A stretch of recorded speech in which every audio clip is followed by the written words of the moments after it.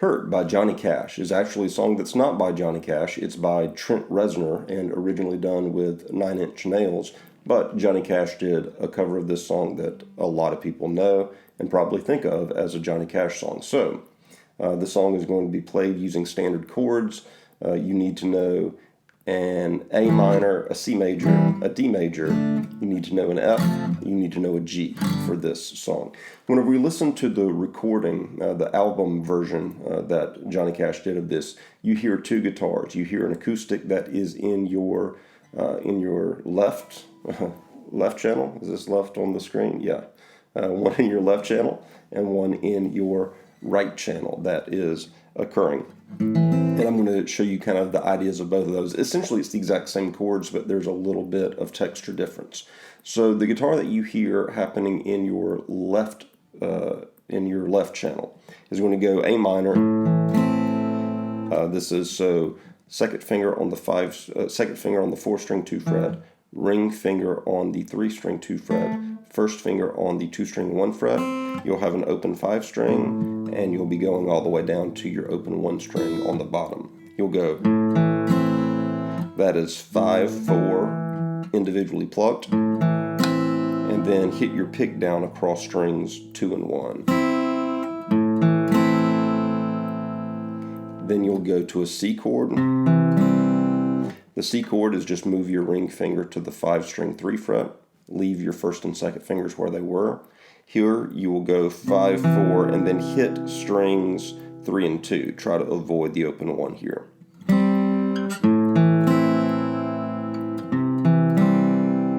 And then the next chord is going to be a version of a D chord. So the D chord is going to be an open 4-string, second finger on the 3-string 2 fret, ring finger on the 2-string 3 fret, and an open 1 string. You'll go 4, 3, and then pluck down on 2 and 1. So you've got and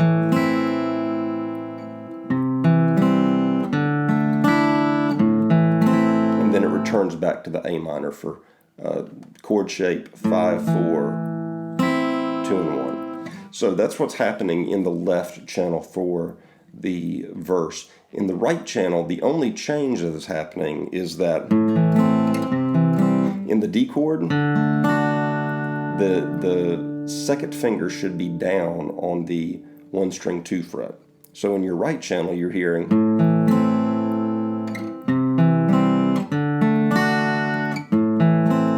repeat. So the verse is just A minor, C, and D. Whenever we get to the chorus begins on a G chord. This is going to be ring finger to the 6-string 3 fret. If you want to put your second finger down on the 5-string 2 fret, you can. I usually just let my ring finger on the 6-string 3 fret mute out the 5-string, but you'll then have an open 4, an open 3, open 2, and pinky finger down on the 1-string 3 fret.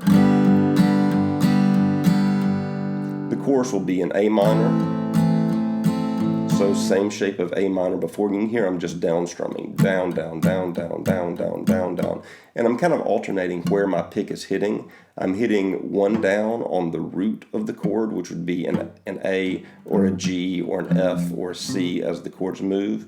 So I'm hitting kind of the lowest root note, and then my second down is across the higher register of the string so that we get a... So A minor to an F chord. The way the F chord is going to get played is I move with my ring finger to the 5-string 3 fret, pinky finger to the 4-string 3 fret, second finger on the 3-string 2 fret, and first finger on the 2-string 1 fret. I also tend to reach around and grab with my thumb the 6-string 1 fret. So there's the F chord. Now, if you're going to be playing with this with 2 guitars, I'll show you what the right channel is doing in just a second. But you have a droning G note that's happening through each chord that really I think you hear happening in the right channel. But if you're just playing with 1 guitar, it might make sense for you to let the G drone through that F chord, meaning lift your second finger off of the 3-string 2 fret and just let that open 3-string drum. And then you go to a C chord. For the C chord, I'm just moving my second ring and pinky fingers down a set of strings. So my ring finger's on the 6-string 3 fret, pinky finger on the 5-string 3 fret, second finger on the 4-string 2 fret, open 3-string, first finger still on the 2-string 1 fret.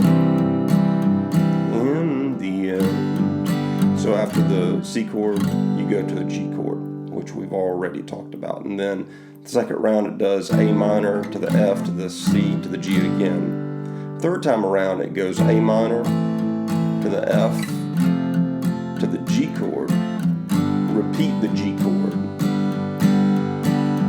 The last time through it goes A minor to the F chord to the G chord, I will make you heard.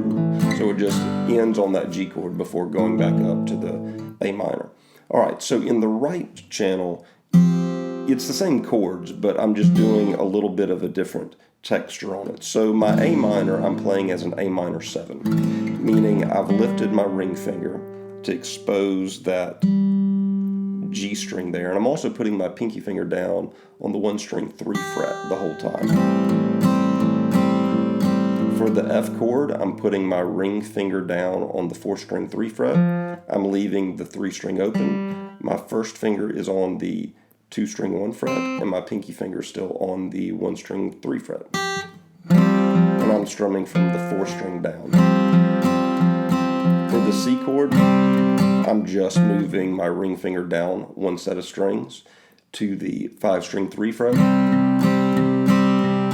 And then for the G chord, I leave my first and my pinky as anchors through this whole thing and just move my ring finger again down to the 6-string 3 fret.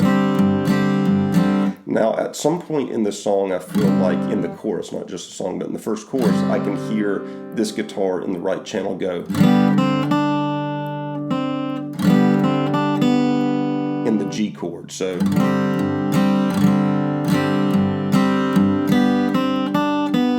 that is lifting my first finger to expose the 2-string, putting my first finger back down on the 2-string 1 fret, moving with my pinky finger to the 2-string 3 fret, and then opening back up the 2-string, all inside strumming the G chord.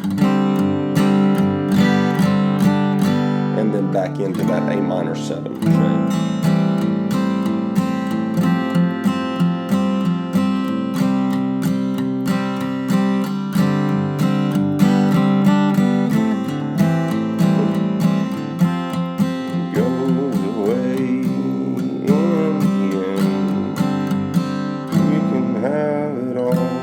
Repeat the G, my empire, I'll let you down, I'll let you hurt. Alright, coming out of the first chorus, the guitar that's in the, I think, the right channel, you hear change the picking pattern just a little bit to, that's in the A minor, a 5, 4, 3, and then 2 and 1 together. So instead of, it changes to,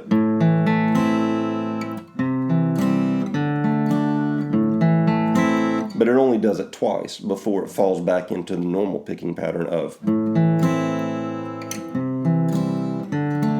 So I don't know if maybe in the recording the guitar just kind of forgot what the picking part was until it got 2 rounds in and realized, oh, it should be. And they decided to just leave it in, or if it's intentional that it goes as opposed to.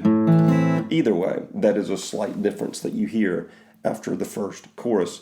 And then you have another verse, you have another chorus, and then it ends with, I think the last chord is the G, and then you hear Johnny Cash finish the vocals with, I think, I Will Find a Way, maybe is what it ends on. Anyway, those are the chords and the movements to Hurt by Trent Reznor, as kind of famously covered by Johnny Cash. Hopefully this gives you an idea of how to approach the song.